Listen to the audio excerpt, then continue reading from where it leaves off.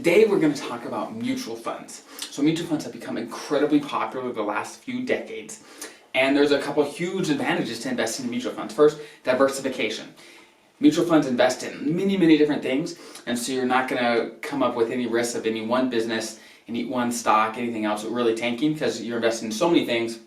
It's not an issue, right? Second is a professional manager. So a mutual fund has a mutual fund manager who picks the individual stocks, individual bonds for you, so you don't have to worry about that. So those are the two huge advantages. So what's not to like? Well, let's get into it. So whenever you have a person or a team of people actively picking stocks, actively picking investments for a mutual fund or any other fund, hedge fund, whatever, it costs money, right? They have a salary and there's expenses that come with running a mutual fund.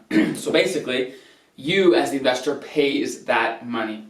So the average fee in a mutual fund is anywhere between 0.5% to 2%. So basically, for example, if you invest $100,000, 100 grand into a mutual fund and they have an average fee of 1%, that means every year you'd be paying the mutual fund manager, the team that does it, about $1,000 to do what they do.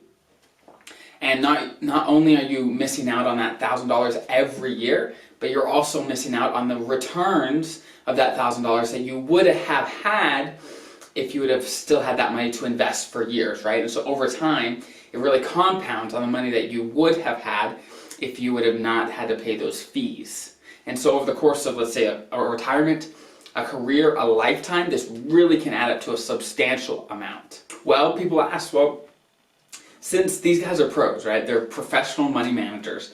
Won't they do better than I could do investing my own money? So why don't I just pay them their fee? They do better and they make me more money, right? Well, maybe. I mean, we look at straight the numbers. We see that 50% of mutual funds do better than the market. So the market is just what all the average of all stock, how much growth they've seen in a year, all the stocks in the market, right? So 50% of all mutual fund managers do better than that, right? They do well. But 50% do not as well. But what people have found is that the fact that, let's say, one mutual fund manager did super well last year has next to no correlation to how he's going to do this year. So basically that means it's very difficult for mutual fund managers or anyone to consistently beat the market, consistently outperform. So basically, every time you try to pick a mutual fund, a mutual fund manager, whatever it is, it's a 50-50 gamble of which one's going to do well that year and which one is not. But let's say you get fairly lucky. Let's say you pick a mutual fund that does exactly what the market does, right? Just nails it, doesn't do better, doesn't do worse, about average, right? Well, after you take into consideration their fees, 0.5% to 2%, let's say the market does 8% this year. If your mutual fund had a 2% fee, you as the investor would take home 6%. So when they look at all mutual funds, and after they take out all the fees that are associated with investing in mutual funds, they came up with that more than 80% of mutual funds do less than the market every year, just because 50% do, beat the market, 50% do worse, and then you take out the fees, and 80% don't do well as the market every year. So the numbers are stacked against you when you're looking for mutual funds. So at this point, many people ask, well, okay, so I don't invest in a mutual fund. So what do I invest in? So if you're looking for diversification, right? If you're looking to invest in a huge fund, so you get your money in lots of different places, there are what they call low-fee index funds or ETFs that mirror a market, right?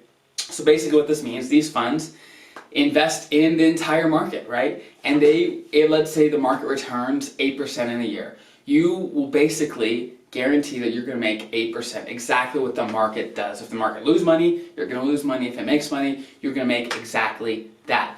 But the great part about this is the fees are extremely low, very low. And over decades, over a long period of time, they have proven to do much better than mutual funds because they just mirror the market. They don't try to do better. They don't try to do worse. They do exactly what the market does. And they have very low fees. So if that's the kind of thing you're looking for, then for most people it's a great option. Now, I'm not saying it's the perfect option for everyone. This is not specific investment advice. This is just education, right? What are you investing in? What is your money in? Educate yourself. Just because mutual funds are popular, it doesn't mean that they're the best option for you, for anyone. Just educate yourself. Know what you're investing in. I don't want to kill your mutual fund obsession. If you love it, if you have a manager you love, great, go do that. Just know what you're investing in and know what it compares to out in the market, right? If index fund does better or whatever. Educate yourself, especially when it comes to your money, because that affects your life, your family's life for a long, long time. So again, I hope this was helpful information that you found to be interesting. If you have any questions about mutual funds or anything else, drop it in the comments below, and I will see you next week.